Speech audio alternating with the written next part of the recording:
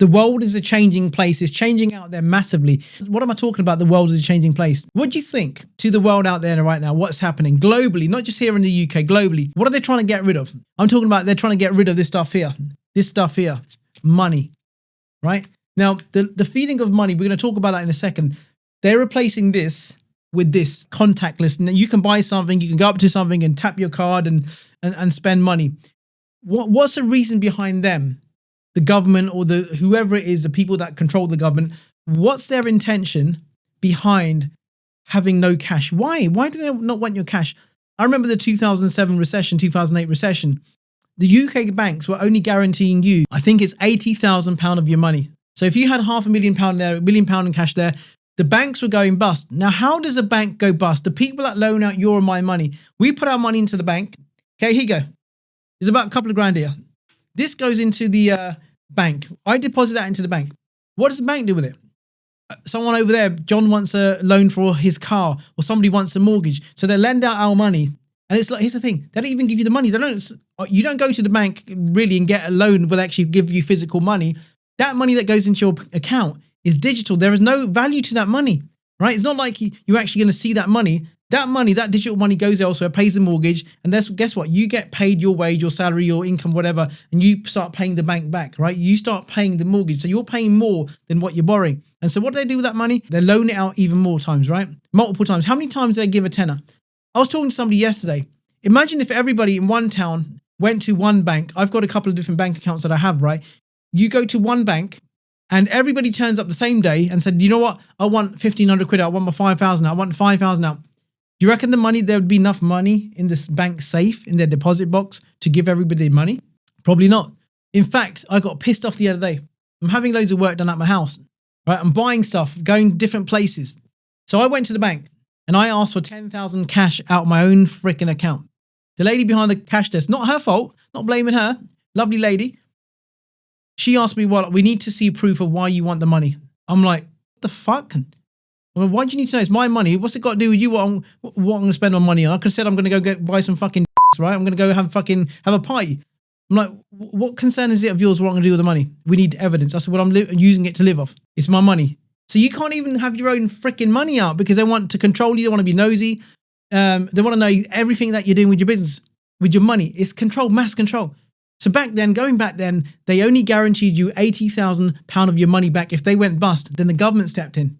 How can you put your money into a bank, okay? And they're only going to guarantee you got 500,000 in there, 1 million there, 100 grand, 200 grand, whatever it is. And they will only guarantee that only 80,000 of your money is safe with us. What about the rest? How did they come to that conclusion? What sort of a rule is that? How is that even legal, right? That's theft, isn't it? Would you not say that's theft if you left your money in there and they can just take it and lose the rest? It's a gamble. They said the safest place to put your money is in the bank. They said the safest place is to buy a property. But here's the thing. We're being controlled in different ways. Now, they're trying to take this cash out. Now, cash gives you power, gives you choices, right? Now, if someone else is in control of your cash, you can't go and spend money. They can control what you do. The pandemic, when that hit, it was just crazy, right? People getting stuck in their homes. You couldn't go out and buy fuel. You couldn't do a lot of things, right? You couldn't even go up and drive your car up the road because you're going to get pulled over. The police are, where are you going? What are you doing? This is in 2021, 2022, whatever it was. What are you doing? Where are you going? We're living in a free country, apparently, but you get controlled in all different areas. So now they've got these contactless cards out there. You got it on your phone. But here's the thing. They know exactly where you're paying your money, exactly what you're doing. They could stop all your money. They could freeze your money if they wanted to. Really think about this. So imagine how much more people are getting into debt because they can't actually have this money. Because they can't actually count. It's uncontrollable. It's not measured. When you don't have that physical cash, if you're not, some people are really responsible with their banks, but it's so easy to go tap, tap, tap, tap, tap, tap, tap. You go somewhere, you want to buy something impulse, tap, tap, tap, just put it. And all of a sudden, you're overdrawn and you think, fuck. And now you're in this cycle because you spend more than you're making. And now they've got you. Guess what happens? Fucking interest. They're going to hit more interest on your account, right? Now that you owe the bank money, the money that you've used already, you've gone past that. Now you owe the bank even more money because they're going to whack you with interest rates. I've been there with my credit cards when I was in debt with my credit cards.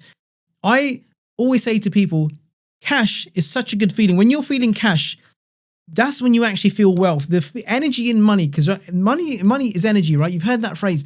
But actually feeling that cash is good for your subconscious mind because it actually gives you that feeling of wealth.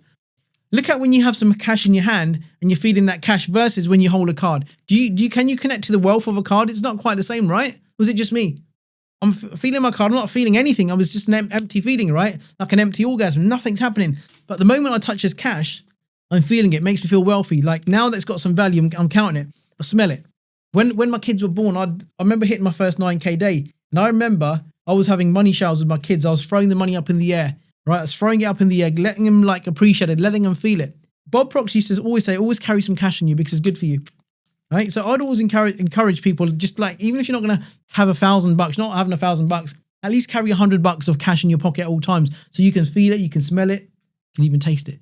This is so good for you, your frequency, right? And I always like paying in cash when I'm going to the hotel or restaurant or something. I always like to pay in cash. It's just a nice feeling because when you're giving it out, the other thing is when you're giving out money, always give it out with gratitude, right? Just give that out knowing that this money's going to come back to you. Really important. It's very hard to do that with a card, like and being really grateful. I'm tapping, so grateful that I'm paying for this. Yes, you can be grateful, but I just feel that cash needs to be saved. Not only is it like good for society in general, right? It's also good for your own subconscious mind, your wealth thermometer. You have a wealth meter, right? And having money there is just a different feeling altogether. Think about the last time when you went somewhere and they wouldn't take cash. I remember seeing somebody on the internet. He went to a restaurant. Sorry, so we don't take any cash. It's card only. Well, I ain't got no cash. Well, sorry, it's card only. It's a legal tender, for fuck's sake. How can that not be allowed? Am I having a little rant and say, yeah, why not? Let's have a little moan and a complaint. This is a legal tender. But why are you not allowed to use it then, where you got a cashless society and they say we don't take, that should be illegal surely, right? That shouldn't be legal for you to turn away cash because it's a legal tender. It's a legal currency, so you should be able to use that. So you're even stopping someone illegally to using something that's legal. How is that right? I want to keep cash. I want to keep it alive. And I think it's really important. Imagine the skills that you learn with cash. When you're growing up, you're given some pocket money, right? Now you got some thick children out there. They ain't got a clue. You give them a con. How much is like, go to the shop, get some ice creams. They come back with like a pound change. Where's the rest of it? I don't know. How much does the ice cream cost? I don't know. How much change did you get? I don't know. I'm thick. I don't know. And yet you send them to school, right? You do your best, sending them to school, good private school, some of them, and they can't fucking count.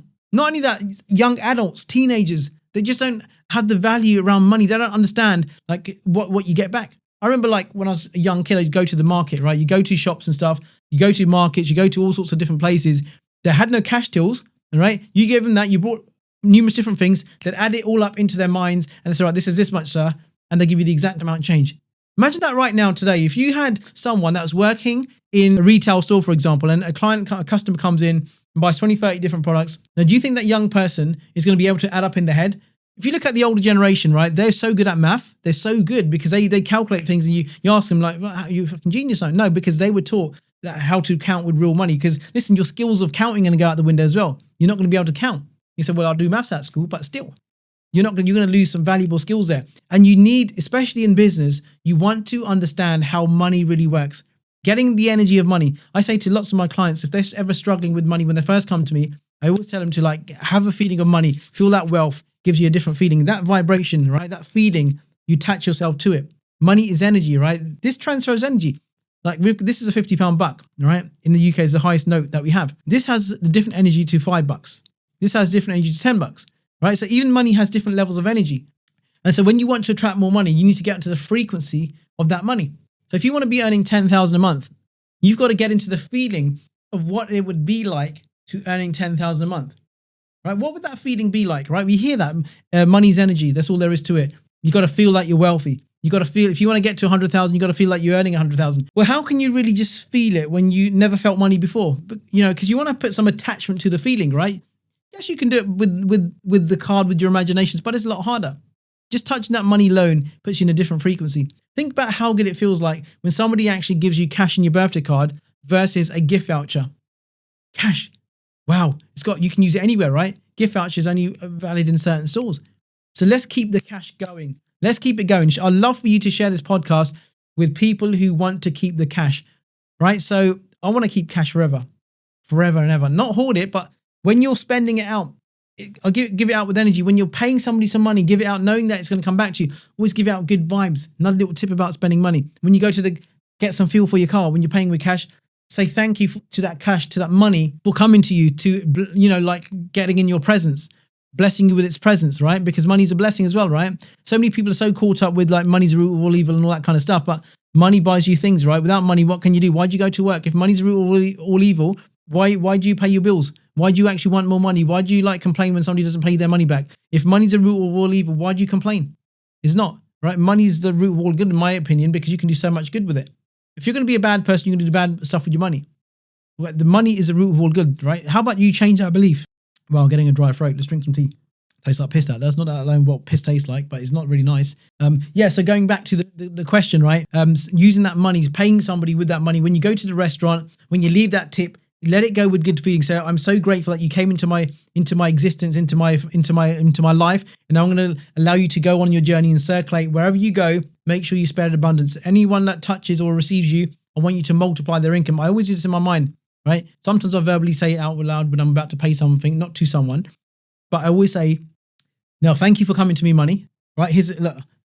Thank you for coming to me. Thank you for sharing your presence with me. Now, you've done me so much good. Now, wherever you're going, I wish you all the best on your journey. And every person that you touch, bring them more abundance, give them good luck, and give them prosperity. Right? Give them so much love and abundance. Right? I'm letting you go with ease, and I know you're going to return back to me multiplied over and over again. Right? So I'm letting you go now. Thank you so much. Go change the lives of everybody that you're going to touch. Right? Send them out with blessings. So that's my little money tip for today. So listen, I hope you enjoyed this podcast. If you feel like, we shouldn't be in a cashless society, please do share this podcast with other people. I'd really appreciate your help, right? I come up every week to record some podcasts, and I'd just love you to share some of what we're talking about here. It's really, really important, right? If you've got young kids, make sure that you teach them how to count money. Make sure you give them some pocket money with money, right? Don't just transfer $20 in there. It's going to do them so much good handling the money, right? They'll get more aware about money, about counting, about feeding money. It's such a good feeling, right? Feeding money. So I'll see you on the next one. Take care.